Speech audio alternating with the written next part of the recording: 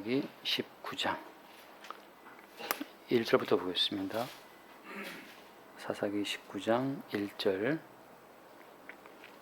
이스라엘의 왕이 없을 그때에 에브라임 산지 구석의 거리와는 어떤 레위 사람이 유다 베들레헴에서 첩을 맞이하였더니 그 첩이 행음하고 남편을 떠나 유다 베들레헴 그의 아버지의 집에 돌아가서 거기서 석 달 동안을 지내매 그의 남편이 그 여자에게 다정하게 말하고 그를 데려오고자 하여 하인 한 사람과 나귀 2마리를 데리고 그에게로 가매 여자가 그를 인도하여 아버지의 집에 들어가니 그 여자의 아버지가 그를 보고 기뻐하니라.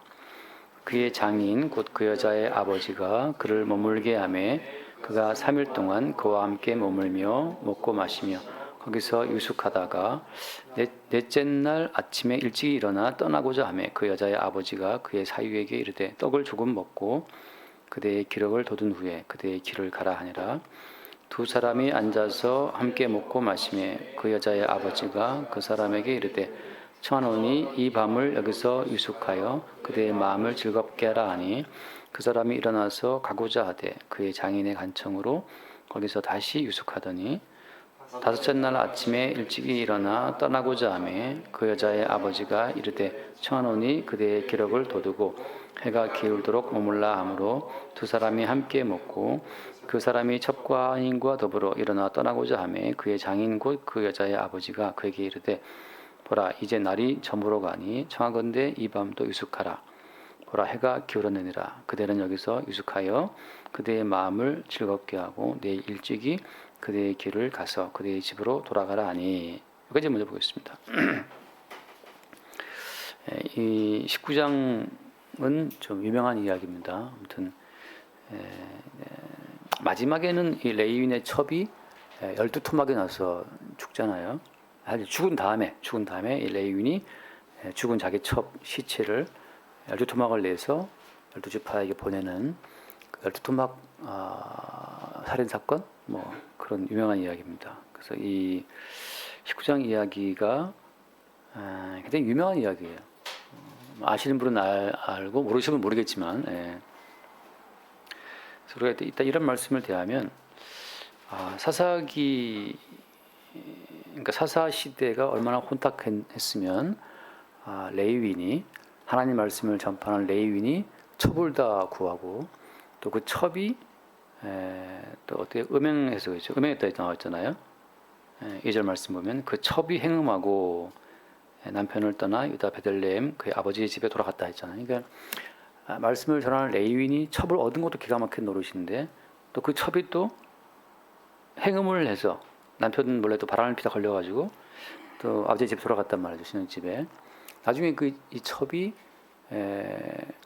베냐민 지파 땅 기브아에서 그 기브아 청년들한테 윤간을 당하고 죽어요. 죽어서 레위인이 그 자기 첩의 시신을 12토막을 내서 12지파에게 쫙 뿌리잖아요.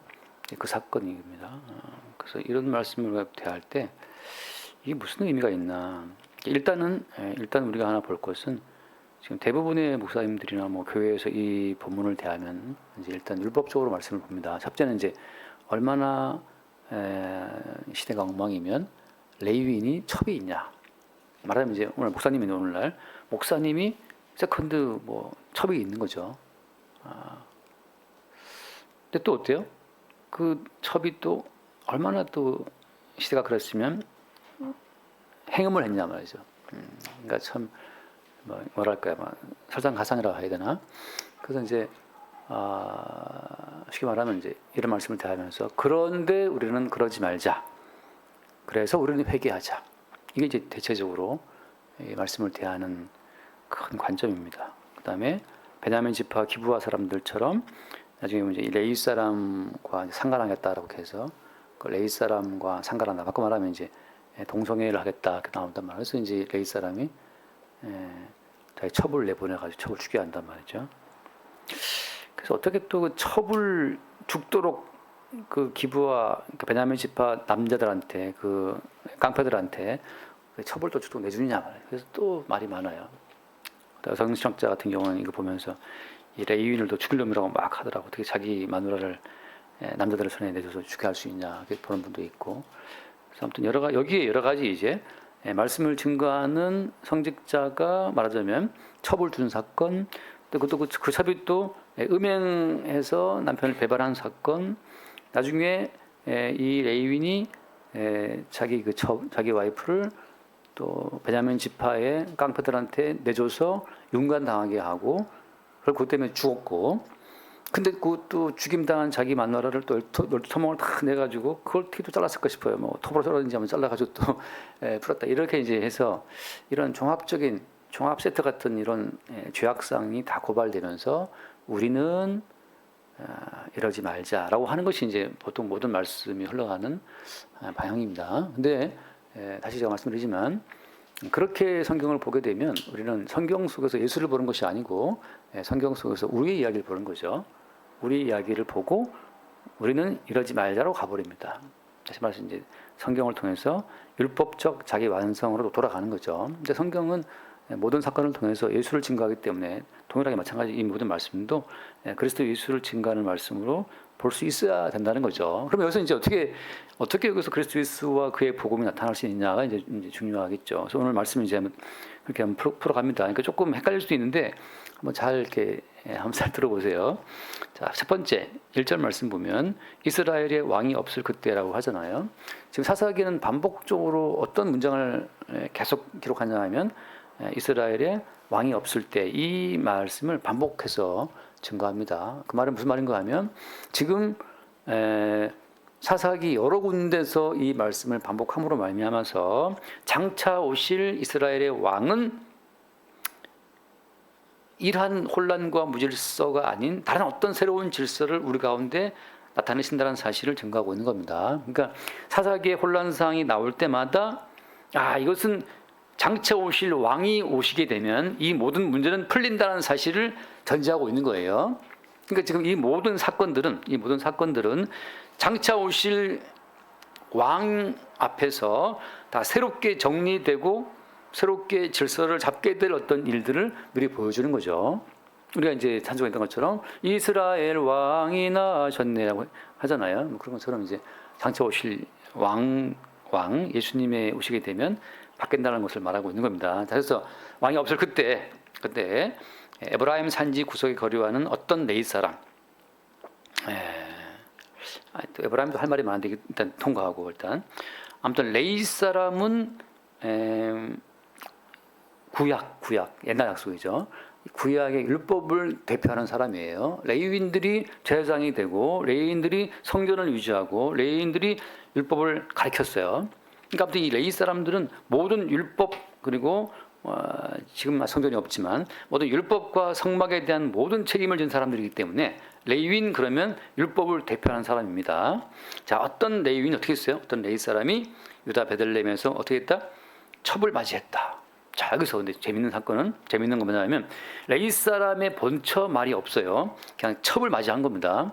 본처는 죽었는지 사별했는지 같은 말이지만 뭐 사별을 했는지 뭐 이혼했는지 그건 알 수 없는데 아무튼 첩을 맞이했다고 하는 거죠. 여기서 이제 첫 번째 복음적 핵심이 뭐냐면 율법을 대표하는 레위 사람은 아무리 많은 여자를 맞이한다 하더라도 항상 첩이에요. 영적으로 보면 무슨 말인가 하면 율법 앞에서는 모든 여자가 다 첩입니다. 그 말은 무슨 말이냐? 율법으로는 하나님의 유업을 얻지 못한다는 걸 보여주는 거예요. 율법으로는 하나님 나라에 들어갈 수 있는 그 후사를 낳을 수가 없습니다. 그래서 첩인 거예요. 잠깐 말씀 오늘 부탁 봐요. 갈라디아서 4장 말씀. 갈라디아서 4장 30절 말씀을 보면 29절까지 되어 있나요? 먼저 갈라디아서 4장 안 줬나 보다. 30절 같이 봅시다. 그러나 성경이 무엇을 말하느냐? 여종과 그 아들을 내쫓으라. 여종의 아들이 자유 있는 여자의 아들과 더불어 유업을 얻지 못하리라 하니라. 자, 일단 여종의 아들, 일단 후처는 아무리 아들을 낳아도 그 아들은 유업을 얻지 못합니다. 근데 여태 이 종을 뭘 말하는 거예요? 이 여종은 여종과 그 아들이라 하잖아요. 여종은 뭘 말해요? 여종은 위에 쭉 보면 나오지만 여종은 율법을 말합니다.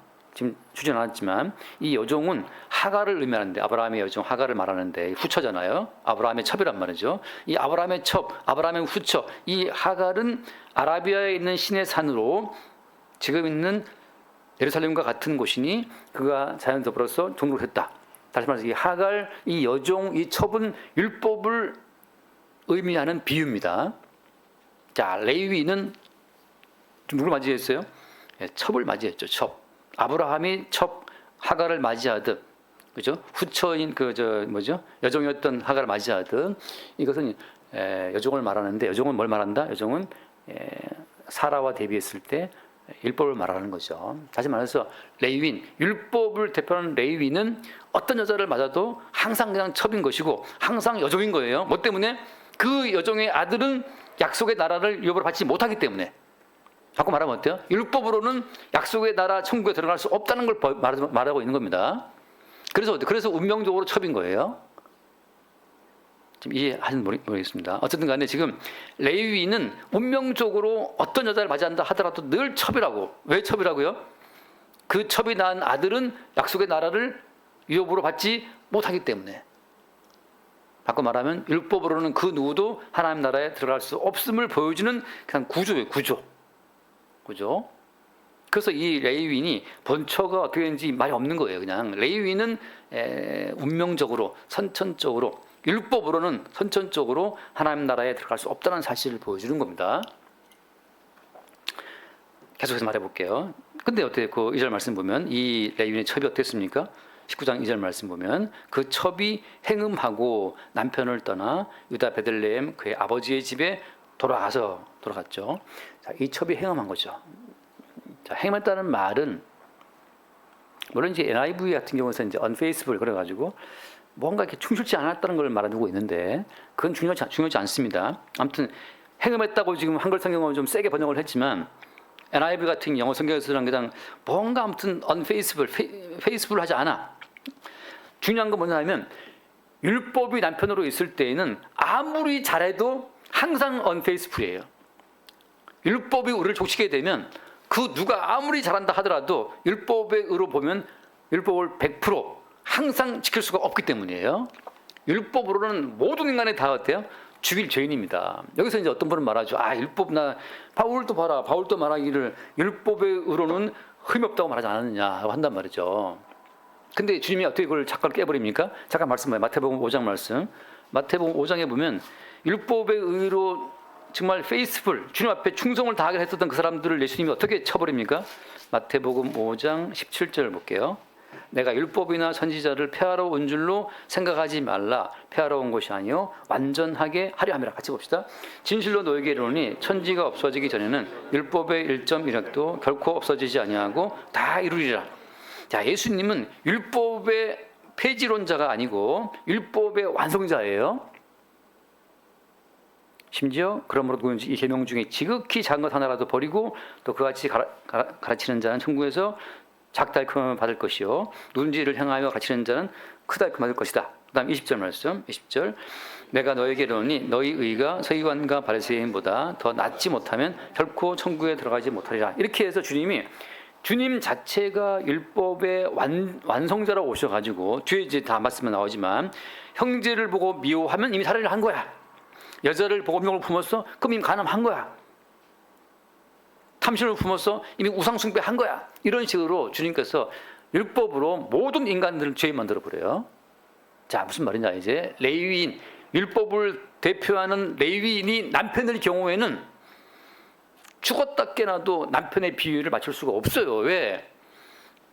여자를 보고 명을 품으면 간음했다 그러니까 이 여자가 지금 물론 이제 여기 한글 성경은 음행했다고 나와 있지만 어떤 다른 사본이나 뭐 영어 성경에서는 그냥 자세히 그냥 안 나와 있고 unfaithful 나와 있지만 무슨 말이냐? 예전에 어떤 소담의 에세이라고 에세이 쓰는 어떤 작가가 있었는데 그 작가 제가 대학 때 그 책을 재밌게 봤는데 그 작가가 어느 날 뮤지컬을 보러 갔는데 뮤지컬 남자 배우가 이제 뮤지컬이 아니고 무슨 발레인가 아무튼 남자 배우가 이렇게 춤을 추는데 너무 그 남자 배우의 몸매가 완벽하잖아요. 저도 모르게 그 이제 에세이 고백이죠. 야, 서로 남자의 품을 잠깐 상상을 했다는 거죠. 이수사님 뭐 그런 상상을 있으니까 그걸 보고 갔는데 남편이 너 오늘 저 발레 보고 왔어? 남자 배우 봤지? 남자 배우를 보고 혹시 다른 마음을 품었다면 어때요? unfaithful. 예수님 식으로 말하면 어떤 거예요? 남자를 보고 음욕을 품었으면 가늠한 거야. 그 음행한 거죠, 그냥. 왜 사본들이 다르냐? 한글 성경은 음행했다고 나와 있고 다른 성경에서는 unfaithful 나와 있고 그건 중요한 게 아니고 어떤 겁니까 지금? 율법의 완성자이신 예수님으로 볼 때는 어때요? 모두가 다 음행자고 모두가 다 살인자고 모두가 다 우상 숭배자란 말이죠. 지금 바리새인들은 사람의 계명으로 교훈을 삼아서 지킬 수 있도록 변형시킨 율법을 지켰다고 자부심 품고 있는데 지금 주님께서는 그 사람의 교훈으로 변형된 지킬 수 있도록 이렇게 편집된 율법을 말하는 것이 아니고 예수님께서는 율법 1.1에 그대로 들이미시는 거예요. 그리고 네가 마음으로 형제를 미워했으면 이미 사람 죽인 거야. 네 마음으로 음욕을 품었어? 이미 간음한 거야. 네 마음으로 돈을 사랑했어? 우상숭배한 거야. 지금 주님께서 율법을 완전하게 들이밀어서 모든 인간을 죄에 만드시는 거예요. 따라서 율법이 율법대로 우리 앞에 오게 되면 율법을 남편으로 둔 모든 사람들은 행음자가 되는 겁니다. 그걸 말하는 거예요. 자, 따라서 지금 오늘 이 사건 자체를 우리가 볼 때 표면적으로 이걸 보면 야, 어떻게 첩을 줄 수 있어? 여러분, 집사님, 장로님 첩 주신 분 없죠? 빨리 정리합시다. 뭐 쉽잖아요, 그죠? 그 다음에 아내 여러분 남편이 있는데 또 행음했습니까? 그러면 안 되죠. 요즘에 다 요즘 여자들이 뭐 애인 있다 그러는데 그거 안 되는 겁니다. 이렇게 뭐 말할 수 있잖아요. 지금 그렇게 또다시 율법적으로 제가 말하는 것이 아니고 이 성경을 기록하신 주님 본래의 목적은 지금 뭘 말하고 있는 거예요? 새로운 남편이신 그리스도 예수를 소개하기 위해서 첫 번째 남편인 율법의 특징을 말하고 있는 거예요. 처음 남편인 율법, 그 다음에 둘째 남편이신 예수 그리스도를 지금 두고 이야기를 펼쳐가고 있는 겁니다. 그래서 잠깐 선생님 맨 끝에 준 건데 로마 7장을 잠깐 먼저 볼까요? 로마서 7장 1절을 먼저 봅시다. 로마서 7장 사도 바울이 율법과 복음을 비교할 때 옛 남편과 새 남편으로 비교한 그 말씀이 로마 7장에 나와 있어요. 로마서 7장 1절을 보면 7장 1절 형제들아 내가 법 아는 자들에게 말하노니 너희는 그 법이 사람이 살 동안만 그를 주관하는 줄 알지 못하느냐. 같이 봅시다. 남편에 있는 여인이 그 남편 생전에는 법으로 그에게 매인 바 되나 만일 그 남편이 죽으면 남편의 법에서 벗어나느니라. 그러므로 만일 그 남편 생전에 다른 남자에게 가면 음녀라. 근데 만일 남편이 죽으면 그 법에서 자유롭게 된다. 이건 뭘 말하는 겁니까? 첫 번째 남편인 율법이 그리스도 예수께서 율법을 완성하심으로 말미암아서 우리를 억압하는, 우리를 억제하는 그 모든 효력을 상실하고 이제 새로운 남편이신 예수께로 우리가 갔기 때문에 새로운 남편이신 예수께로 가게 된 경우에는 어때요? 지금 율법 자체가 주님이 십자가에 죽음을 말미암아서 율법을 주님 종료했기 때문에 율법을 지키는 과정을 통해서 의를 얻는 모든 길은 막힌 거예요. 지금은 율법의 기능이 바뀐 겁니다. 원래 바뀐 게 아니라 원래 율법의 기능대로 지금 주님이 율법을 사용하고 있는 거죠. 자, 한번 다시 말씀해요. 앞에서 로마서 3장 말씀 봅시다. 3장 안 줬다 이거 전자매. 로마서 3장 19절 말씀 보면 19, 20 줬나? 3장 19, 20 쭉 보겠습니다. 3장 우리가 알거니와 우리 율법이 말하는 바는 율법 아래에 있는 자들에게 말하는 것이니 이는 모든 입을 막고 온 세상으로 하나님의 심판 날에 있게 하려 함이라. 같이 봐 20절. 그러므로 율법의 행위로 그의 앞에 의롭다 하시면 얻을 육체가 없나니 율법으로는 죄를 깨달음이다.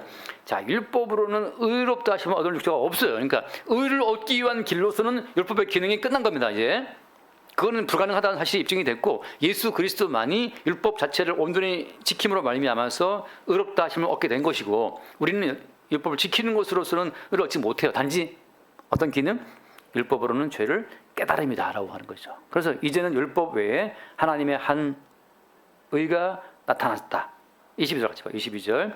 곧 예수 그리스도를 믿음으로 말미암아 모든 믿는 자에게 미치는 하나님의 은이 결국 예수 그리스도를 믿음으로 주어지는 그 의 앞으로 율법 자체는 우리를 인도하는 기능을 하고 있는 거예요. 자, 율법의 기능은 어떤 기능이다? 우리로 하여금 죄를 깨닫게 하고 그 다음에 새로운 남편이신 예수 그리스도 앞으로 우리를 끌고 가는 기능을 하는 거예요. 그걸 갈라디아서는 바울이 뭐라고 표현했어요? 율법은 그리스도 예수에게로 우리를 인도하는 뭐가 되었다? 성경이라고 하잖아요. 요즘 성경은 뭐라 되어 있더라? 3장 22절 갈라디아서 3장 잠깐 봅시다. 갈라디아서 3장 자, 거기 보면 25절 말씀 보면 25절 3장 25절 믿음이 온 후로는 우리가 초등교사 아래에 있지 않다. 그러니까 초등교사라는 말을 쓰고 있어요. 어디로 인도하는? 그리스도에게 인도하는. 자, 지금 오늘 레위기에 나와 있는 사사기에 나와 있는 요 19장 왕이 없음으로 레위 사람이 첩을 얻었는데 그 첩이 행음했다라고 하는 이 사건 자체는 뭘 말해주느냐? 결국은 우리가 율법을 대표하는 레위 남편으로 있을 때에는 율법 앞에 우리가 아무도 순종할 수 없음으로 말미암아 우리가 다 행음자로 드러난다는 사실을 말하고 있는 거예요. 이제 어디로 가야 되는가 하면 이제 새로운 남편 대신 예수께로 가야 되는 거죠. 레위인으로 대표된 율법이 아니고 새로운 남편이신 율법을 완성하시고 자기 백성의 죄를 짊어진 새로운 남편이신 예수께로 우리를 인도하기 위한 초등교사로 선생으로 지금 사사기 19장이 기록되어 있는 겁니다. 자, 다시 계속 봅시다. 근데 이제 여기서 보면 그래서 그 여자가 행음하고 남편을 떠나서 어디로 갔습니까? 유다 베들레헴에 있는 아버지의 집으로 가서 얼마 동안 지내요? 넉 달 동안을 지냈단 말이죠. 자, 우리가 율법을 남편으로 두고 율법을 지키다 결국은 unfaithful. 너는 충실치 못해. 너는 음행자라는 판정을 받고 어떻게 되는 거예요? 더 이상 이제 우리로서는 남편의 요구를 따라갈 수 없으니까. 그래서 아버지의 집으로 가버린 겁니다. 근데 아버지의 집에 가 있으면 안 돼요, 사실은 이게. 어디로 가야 되는 사실은 어디로 가야 정상입니까? 새로운 남편이신 예수께로 가야 된단 말이죠. 이 아버지의 집은 그래서 이 아버지의 집은 뭘 말하는 거죠? 아버지의 집은 그 3절 말씀 봐. 3절. 그의 남편이 그 여자에게 그래서 지내매 그의 남편이 그 여자에게 다정하게 말하고 그를 데려오고자 하여. 자, 근데 남편은 지금 레위 사람은 와이프 도망갔으니까 지금 바람 피고 도망갔으니까 그 여자에게 좀 다정하게 말해서 좀 다시 그 여자 데려오려고. 이걸 뭘 말하는 거예요? 보통은 남자들이 자기 여자가 바람을 폈다 그러면 어때요? 이 마음속에 이 분노가 차올라 가지고 다정하게 말할 수 없어요. 근데 여기서 뭐라고 말하고 있습니까? 그의 남편이 그 여자에게 다정하게 말하고 그를 데려오고자 하여 또 데리러 가는 거예요. 또 뭘 말하냐? 율법은 새로운 남편이신 그리스도께로 우리를 인도하는 초등교사기 때문에 다정하게 말하는 거예요. 만약에 하윤이가 선생님이라면 어떻게 애들한테 이 자식들아 똑바로 안 해 하고 막 둘러오고 교탁을 막 둘러오고 하지 않잖아요. 물론 이제 지금 같으면 이것들이 하고 이제 할 수도 있겠지만, 자, 어린이 여러분 선생님 따라하세요 하고 한단 말이죠. 막 선생님이 화가 나 죽어도, 선생님은 화가 나 막 미칠 지경이 되어도 어때요? 다정하게 말해요, 애들한테. 자, 어린이 여러분 이렇게 저렇게 하지 한단 말이죠. 그런 것처럼 율법이라고 하는 것은 계속 우리에게 다정하게 말하면서 마치 이 말씀대로 살 수 있는 것처럼 다가와요. 이제 우리 잘해봅시다. 이제 우리 음행하면 안 되죠. 주님 사랑해야 되죠 하면서 이제 한단 말이죠. 그 데려오려고 어떻게 했어요? 하인 하나 하고 나귀 두 마리를 데리고 어디로 갔습니까? 그에게로 갔다. 여자가 그를 인도하여 아버지의 집에 들어가니 그 여자의 아버지가 그를 보고 기뻐한단 말이죠. 그 장인이 기뻐한다는 거죠. 사회를 보고 왜 기뻐할까? 이 아버지는 뭘 말하는 거예요? 제가 틀릴 수 있어요. 근데 아무튼 이 아버지가 뭘 말하냐? 제가 지금 펼치는 이 구도 가운데에서 이 아버지는 어떤 역할로 여기 들어가 있는 것인가? 어떻게 떠오릅니까? 여자가 율법에 의해서 부정한 자로 했다 판명이 났단 말이죠. 그리고 어디로 퇴각해요? 퇴각했는데 거기서 이 아버지가 이 사위를 보고 막 기뻐한단 말이죠. 제가 요한복음 8장 말씀 봅시다. 요한복음 8장 이거 다 외우죠? 너희는 너희 아버지 마귀에게서 났다는 말 하잖아요. 자, 사람들이 율법을 지키다가 어디로 가냐면 마귀에게로 퇴각한 마귀에게로.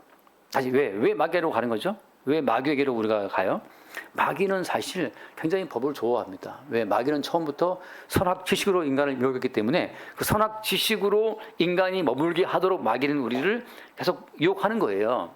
다시 말해서 바람을 피워도 나는 바람 필 만한 이유가 있다는 것으로 자기를 합리화하고 변명하는 것이 아버지의 집이에요. 감옥에 들어가면 핑계 없는 무덤, 어디죠? 감옥 들어가면 다 죄가 없잖아요. 공동묘지 가면 다 핑계 없는 무덤은 없다는 것처럼 다 사람들은 그 사람 나름대로의 선악 지식에 근거한 자기 합리화, 자기 변명을 하게 합니다. 그게 어디라? 그게 아버지의 집이에요. 딸이 왔으면 미쳤구나, 네가 어떻게 바람을 필 수 있다고 막 딸을 혼내키고 얼른 돌려보내는 것이 아니라 그 딸을 넉 달이나 데리고 있으면서 또 사이가 또 오니까 또 막 기뻐하는 거죠. 뒷부분 나오지면 어때요? 뒷부분 아까 봤지만 이 장인 어른이 이 딸을 데리고 속기 사회를 보냅니까? 계속 늦추어잖아요. 뭐 이따라 하면서 이거 왜 이러는 거죠? 내 딸이 바람피다 걸려서 돌아왔으면 또 사이가 데리러 왔으면 빨리 보내야지. 왜 자꾸만 거기 잡아두고 있는 거예요? 무슨 말이 결국은 모든 인간들은 아버지인 마귀와 친합니다. 모든 인간들이. 다시 율법으로 돌아가잖아요. 또다시 unfaithful, 또다시 음행 또 나와요. 율법을 우리가 맞춰줄 수가 없어요. 율법의 요구를. 그래서 아버지라고 하는 것은 끝없이 우리 가운데 선악 지식의 세계에 살도록 율법을 동원해서 자기만의 의로운 세계에 머물도록 계속 우리를 합리화시켜주고 변명하게 만들고 그 선악 세계에 살도록 만들어가는 그 세계가 그게 아버지라고 하는 거죠. 여자의 아버지. 자, 한번 말씀 또 볼게요. 마태복음 12장, 이것도 다 우리 아는 말씀입니다. 지금 제가 다 아는 말씀을 가지고 다시 이 사사기를 또 풀어보는 거예요. 마태복음 12장 43절 43절 더러운 귀신이 사람에게서 나갔을 때에 물 없는 곳으로 다니며 쉬기를 구하되 쉴 곳을 얻지 못하고 이에 이르되 내가 나온 내 집으로 돌아가리라 하고 와보니 그 집이 비고 청소되고 수리되었거늘 이에 가서 저보다 더 악한 귀신 7을 데리고 들어가서 거한다. 자, 그 집이 비고 청소가 되고 수리가 되었어요. 거기를 들어간단 말이죠. 이거 무슨 뜻입니까? 귀신들은 율법적으로 자기를 단장하고 자기를 비우고 자기를 청소하는 그 사람의 그 심령을 더 좋아한다는 거예요.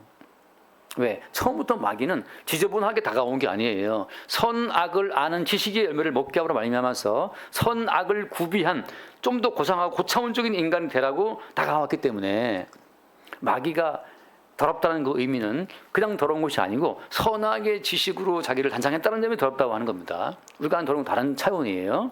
그러니까 마귀가 더 악한 것은 7 데리고 들어오는 거죠. 다시 말해서 내가 나온 내 집으로 돌아가리라 했던 것처럼 지금 이 여자도 율법으로 한번 대시해 봤다가 도저히 율법의 요구를 맞춰줄 수가 없으니까 자기 나름의 선악 지식의 세계로 퇴각하는 겁니다. 거기에 누가 있어요? 아버지인 마귀가 있는 거죠. 그리고 그 여자가 말하는 그 모든 선악의 논리에 긍정해주고 너는 너대로 너만의 세계에서 하나님처럼 살 것을 약속하고 있는 거죠. 자, 그래서 이제 그런 흐름으로 가면서 자, 아까 전에 그 여자가 거기에 몇 달 동안 지냈어요? 아버지 집에? 넉 달 동안 지냈잖아요. 넉 달 동안을 지내고 또 어땠어요? 보면 나오지만 이제 4절 말씀 돌아와서 4절 말씀 보면은 4절 19장 그의 장인 곧 그 여자의 아버지가 그를 머물게 하고 그가 3일 동안 그와 함께 머물고 먹고 마시며 거기서 유숙하다가 5절 넷째 날 아침에 일찍이 일어나 떠나고자 하매 그 여자의 아버지가 그의 사유에 이르러 떡을 조금 먹고 또 머물러 하잖아요. 그래서 결국은 어떻게 되느냐? 8절 말씀 8절 다섯째 날 아침에 일찍이 일어나 떠나고자 하매 그 여자의 아버지가 이르되 청하노니 그들의 기력을 돋우고 해가 기울도록 머물러 함으로 두 사람이 함께 먹고 또 머무르는 거죠. 하루, 이틀, 사흘, 나흘, 다섯째까지 그 아버지가 이 사이를 붙잡아서 또 먹고 마시고 그냥 놀았던 거예요. 그냥. 자, 율법이라고 하는 것은 굉장히 마귀가 좋아하는 기호식품이에요. 율법은 마귀가 좋아하는 기호식품이다. 왜냐하면 이 율법을 가지고 선악 지식으로 이게 요리를 해서 인간에게 먹이면 인간은 율법으로 자기 선악의 세계를 구축하기에 바쁘기 때문에 점점 더 많은 귀신이 거기서 우글대고 있는 겁니다. 똑같아요. 이 말씀을 통해서 십자가의 예수 그리스도의 복음을 보지 못한다면 결국은 여기서 뭘 보겠습니까? 레위인이 무슨 첩이냐? 또 여자가 어떻게 남편을 안 섬기고 또 행음할 수 있느냐? 어떻게 또 그 장인 어른이 따끔하게 혼을 키워가지고 다시 그러지 마 하고 이렇게 보내야 되는데 또 이렇게 시간을 보낼 수 있느냐? 뭐 등등등 이게 나온단 말이죠. 또 다음 주에 보겠지만 또 어떻게 또 이 기브아 사람들은 이 레위 사람을 자꾸 동성애를 하려고 내놓으라고 할 수 있느냐? 전부 다 돌아가요. 어디로 돌아갑니까? 율법으로 돌아간다는 거죠. 그걸 누가 좋아한다고요? 그걸 마귀가 좋아해요. 그래서 요한복음 8장 말씀에서 예수께서 자기를 믿은 유대인들에게 하신 말씀이 뭐였습니까? 니들 아버지가 마귀야라고 하는 거죠. 마귀는 불경 가지고 와서 우리를 어떻게 하는 것이 아니에요. 교회 속에 들어오게 되면 마귀는 율법을 가지고 인간을 선악지기로 단장케 하는 거란 말이죠. 그래서 여기서 지금 다섯째까지 머물게 한단 말이에요. 자, 잠깐 말씀 봅시다. 요한복음 8장 8장 맞나? 4장. 요한복음 4장 35절을 볼게요. 요한복음 4장 35절. 자, 너희는 넉 달이 지나야 추수할 때가 이르겠다 하지 아니하느냐. 그러나 나는 너희에게 이르노니 너희 눈을 들어 밭을 보라 휘어져 추수하게 되었다. 자, 누가 하신 말씀이죠 이게? 수가성 여인인데, 자, 수가성 여인 남자가 몇 명이었어요? 남자가 1명, 2명, 3명, 4명, 5명이었죠, 그죠? 지금도 물론 같이 지금 남자도 내 남편은 아내란 말이죠. 자, 인간들의 아버지인 마귀, 가짜 아버지죠 사실은. 인간들의 그 아버지인 마귀는 끝없이 인간으로 하여금 율법을 동원한 선악 지식을 버무려 가지고 인간에게 먹게 함으로 말미암아서 인간은 계속해서 자기 나름의 정당성의 근거에 살다 보니까 계속해서 남자가 바뀌어. 그래서 오늘 하룻밤 더 머물라, 또 내일 또 머물라, 계속 머물게 한단 말이죠. 이 과정 가운데 어때요? 새로운 남편으로 오신 7번째 남편으로 오신 예수님께서 지금 그 여자를 데리러 오신 거예요. 자, 다시 말해서 새로운 남편이신 예수님이 이 율법의 쳇바퀴에서 우리를 끄집어내기 위해 데리러 오시지 않으면 아무도 인간의 아버지인 마귀가 만들어 놓은 율법과 선악지식 세계에서 빠져나올 수가 아무도 없는 겁니다. 그래서 여기 아까 말한 넉 달 동안 너희는 넉 달이 지나야 추수할 때가 온다 하지 않느냐라고 하잖아요. 이 여자는 아버지의 집에서 어때요? 넉 달 동안 머물고 있는 거야. 그러나 주님께서는 요한복음 안 봤지만 앞에 보기 좀 있지만 예수님께서 굳이 이 사마리아 이 수가성으로 통과를 하셔야 하겠는지라 해서 수가성 여인을 데리러 이 사마리아에 있는 수가라는 동네를 통과하여야 하겠는지라라고 해서 찾아오시는 겁니다. 레위인이 왜 빨리 안 가고 그때까지 머물러 있는 거예요? 넉 달 동안 왜 레위인은 뭐 하고 앉아 있는가? 빨리빨리 부인 데리러 가야지. 무슨 말이냐? 너희는 넉 달이 지나야 된다라고 하는 것처럼 지금 새로운 남편이신 예수님이 오기 전까지만 해도 항상 우리만의 어떤 율법의 그 시간이 있는 거예요. 자, 다시 헷갈리지만 잘 들어보세요. 이 레위인은 율법의 완성자로 오신 예수 그리스도의 모형입니다. 자, 첫 번째 남편 율법도 마찬가지예요. 율법은 누가 주인이에요? 율법의 주인은 주님이죠. 그러니까 주님이 첫 번째 남편으로 오셔서 율법으로 완전히 우리를 죽이시는 거예요. 너희들은 완전히 음행자라는 사실을 먼저 확인을 쫙 시키신 다음에 다시 그 자기 신부를 위하여 목숨 버리는 새로운 남편으로 다가오는 겁니다. 다음에 보겠지만 아무튼 이 레위는 자기 살기 위해서 이 여자를 버려요. 다시 말해서 율법으로는 결국은 율법에 의해서 인간은 버림받습니다. 아무도 율법을 다 지킬 자가 없기 때문에. 자, 그래서 돌아와서 보겠습니다. 그래서 지금 이 아버지는 계속 이 사람을 잡아두죠. 그러니까 잡아두는 동안 사실 이걸 뭘 보여주는 거예요? 계속해서 수가성 여인이 남편 하나, 남편 둘, 남편 셋, 율법이 와서 이제 그만 떠나자라고 해도 또 남아 있는 거예요. 언제까지? 넉 달에 채워지고 5째 날에 갈 때까지 머물러 있는 겁니다. 이건 뭘 하기 위한 거예요? 완벽하게 그들이 어디 갇혀 있어야 돼요? 율법의 한계에 갇혀 있어야 되는 겁니다. 자, 이거 읽고 마치겠습니다. 갈라디아서 3장 22절 한번 더 볼게요. 갈라디아서 3장 22절. 3장 22절. 그러나 성경이 모든 것을 죄 아래에 가두었으니, 같이 봐요. 이는 예수 그리스도를 믿음으로 말미암은 약속을 믿는 자들에게 주려 함이라. 성경은 모든 걸 죄 아래 가두는 겁니다. 뭐 하기 위해서? 새로운 신랑으로 오실 예수 그리스도를 믿는 믿음, 그 믿음으로 주어지는 약속을 주기 위해서. 자, 예수를 믿는 믿음으로 주어지는 약속의 사람들만 어때요? 아들을 낳을 수 있고, 그 아들이 하나님 나라를 유업으로 받는다라고 하는 겁니다. 그 아들은 누구를 말하는 거예요? 결국 약속된 후손이 있을 수밖에 없으니까 예수를 말하는 거예요. 다시 말해서 이렇게 모든 것이 죄 아래 갇힌 상태에서 새로운 남편으로 오신 예수를 만난 사람들만이 무엇을 해산할 수 있다? 예수님을 해산할 수 있어요. 아까 잠깐 식사할 때도 권사님과 대화 많이 했잖아요. 근데 여러분 그냥 영분별의 기본은 뭐냐면 그의 말을 통해서 약속의 자손이신 예수님이 나오느냐 한번 보면 됩니다. 뭐 다 필요 없어요. 뭐 체험했다 경험했다 다 필요 없고 그 사람의 고백 속의 마지막 결론이 약속의 자손의 실체이신 예수님이 고백되면 그 사람은 성령의 사람인 거고 딴 얘기 나오면 다 필요 없어요. 무슨 선교가 어떻게 됐다, 뭐 초창기 선교가 어땠다, 뭐 선교사가 어디 있다, 무슨 교회가 뭐 방송국에 있다, 뭐 다 필요 없습니다. 그냥 결론이 그 사람에게 약속의 자손의 실체이신 예수가 나오면 그 사람은 지금 약속의 자손이신 예수를 낳은 자란 말이죠. 낳은 자.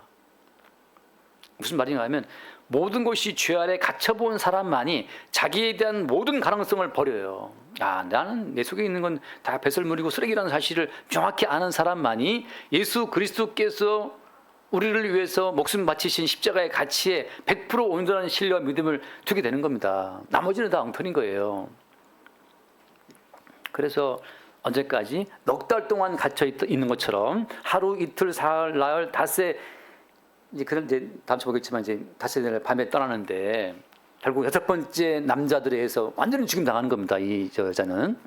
그러니까 완전히 우리는 하나 둘 셋 넷 다섯 6번째 남자에 의해서 완전히 죽임 당하고 우리는 토막난 시체처럼 완전히 박살 나는 거예요. 12토막 시체가 12지파가 나가는 것처럼 12지파는 완전히 죽었다는 사실이 통보가 되는 겁니다. 우리 12토막 전체 지체 가운데에서 살아있는 것은 아무것도 없어요.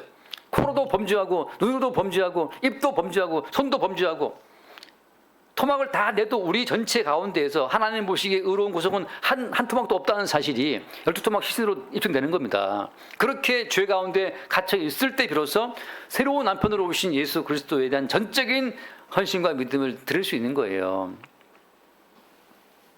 그때 그들이 누구다?